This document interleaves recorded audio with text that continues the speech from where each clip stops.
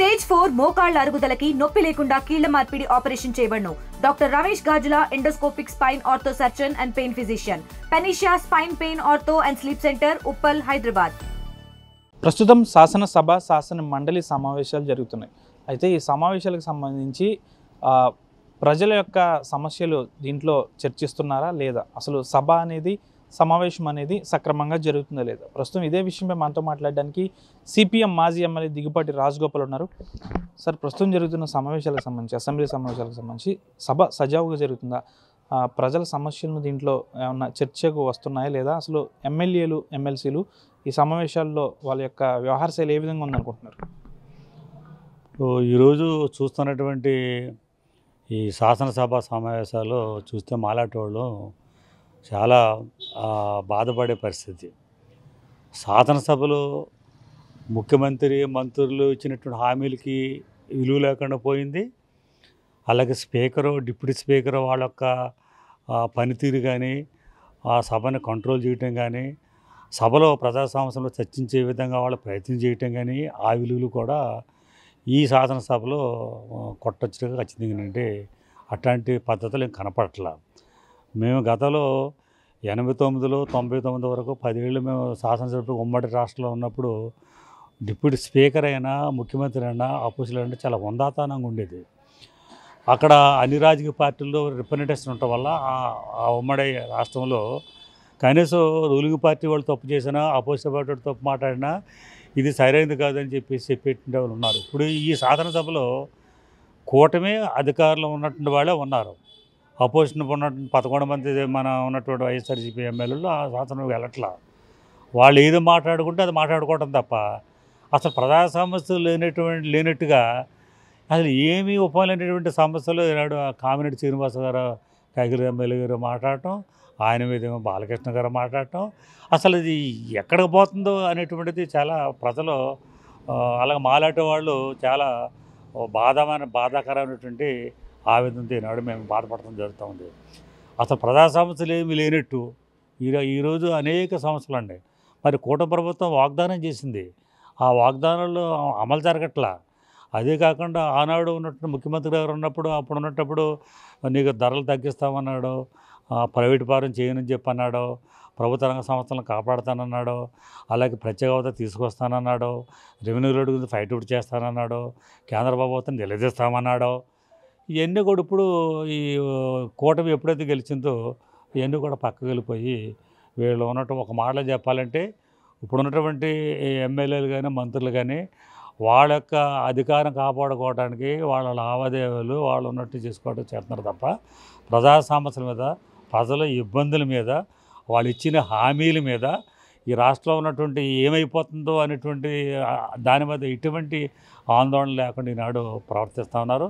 ఇది చాలా బాధాకరమైనటువంటిది. ఇటువంటి శాసనసభ నేను ఎక్కడా చూడలా. అసలు స్పీకర్ నిష్పక్షపాతంగా ఉండాలి, డిప్యూటీ స్పీకర్ నిష్పక్షపాతంగా ఉండాలి. వాళ్ళు కూడా పార్టీ కార్యకర్తలాగా ఈనాడు శాసనసభలో కూడా ప్రవర్తించడం చాలా ఇది ప్రజాస్వామ్యానికి చాలా ఇది పెద్ద లోటుది. ఇక ప్రజాస్వామ్య వ్యవస్థలో శాసనసభ తప్ప వేరే ఎక్కడ సమస్యల మీద స్పందించడానికి అవకాశం లేనటువంటి సభ అది. ఆ సభలో కూడా ప్రజల సమస్యలు పట్టించుకోకపోవటం, ప్రజల ఇబ్బందులు పట్టించుకోకపోవటం, అలాగే ఏదైనా సమస్య సమస్యకి మంత్రులు కానీ కరెక్ట్గా వాస్తవ సమాచారంతో సమాధానం చెప్పడం కానీ కూడా ఈనాడు చెప్పట్లేదు. అన్నీ తప్పుడు సమాచారంలో పక్కదారి పట్టే విధంగా చెప్తున్నారు.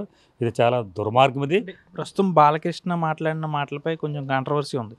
మాజీ సీఎం సైకో అనడం, చిరంజీవిని ఇండైరెక్ట్గా మాట్లాడడం, ప్రస్తుతం అటు జగన్ అభిమానులు కానీ ఇటు చిరంజీవి అభిమానులు కానీ కొంచెం ఇబ్బందికర పరిస్థితులు కూడా ఉన్నాయి. దీనిపై ఏమంటారు బాలకృష్ణ వ్యాఖ్యలు?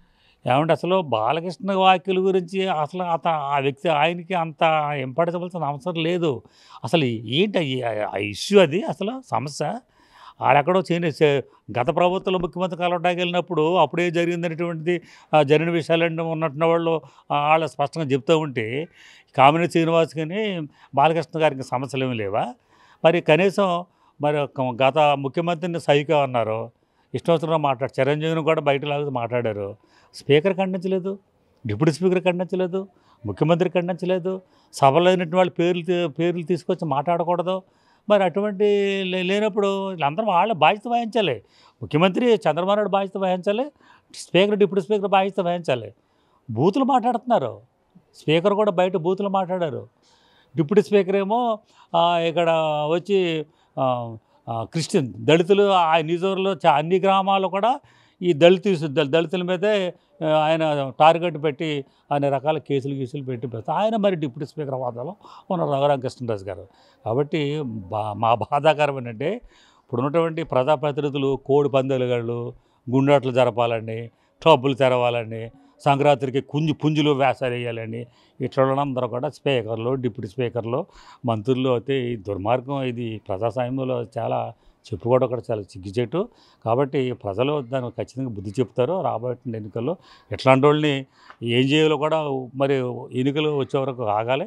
ఏదైనా మా ఆవేదన మాత్రం ఒక వామపక్ష మాజీ ఎమ్మెల్యేగా మా ఆవేదన అంటే అసలు ప్రజాసమ్మతులు చాలా ఉండగా ఏమి పక్కన పెట్టి వాళ్ళు వ్యక్తిగత సమస్యలు, వ్యక్తిగత పొగడతలు, వ్యక్తిగత దూషణలు వాళ్ళు తిట్టుకోవడానికి సరిపోతుంది. ఇది కరెక్ట్ కాదు. ఇప్పటికైనా సరే అది ముఖ్యమంత్రి గారు కానీ, మంత్రులు కానీ, స్పీకర్, డిప్యూటీ స్పీకర్ కానీ చాలా బాధాకరమైనటువంటి ఆలోచనతో ఆలోచించి సరైనటువంటి పద్ధతులు నడిచే విధంగా సభను జరపాలని చెప్పేసి మా ఆవేదన. తమ సమయంలో అసెంబ్లీ అంటే చాలా హుందాతనంగా నడిచేదని, ప్రజా సమస్యలే పరిష్కారం దిశగా ఆ సమావేశంలో మాట్లాడేవారు అంటూ దిగుబాటి రాజగోపాల్ చెప్తారు. ప్రస్తుతం జరుగుతున్న శాసనసభ సమావేశాలంతా కూడా వ్యక్తిగత దోషణలు, సభలో లేని వాళ్ళపై విమర్శలు చేయడమే సరిపోతుంది కానీ ప్రజా సమస్యల పట్ల ఎక్కడ కూడా శాసనసభ్యులు, శాసన మండలి సభ్యులు కూడా ఎవరు మాట్లాడకపోవడం బాధాకరం అంటున్నారు. పరిస్థితి ఇదే విధంగా కొనసాగితే రానున్న రోజుల్లో వీరందరికీ కూడా ప్రజలు తగిన బుద్ధి చెప్తారంటూ మాజీ ఎమ్మెల్యే దిగుపాటి రాజగోపాల్ హెచ్చరిస్తున్నారు. వీడియో జర్నలిస్ట్ శేఖర్తో మనోజ్, RTV, పశ్చిమ గోదావరి జిల్లా నుంచి. తెలుగులో న్యూస్ కి ఫాస్టెస్ట్ యాప్ ఇప్పుడు టోటల్లీ న్యూ అవతార్లో జస్ట్ 5 seconds లో కంప్లీట్ న్యూస్, సోషల్ మీడియాలో ట్రెండ్స్ కి one stop solution, live TV app, voice search option తో ఇప్పుడే డౌన్లోడ్ చేయండి లేదా అప్డేట్ అయిపోండి. యాప్ లింక్ డిస్క్రిప్షన్ లో ఉంది.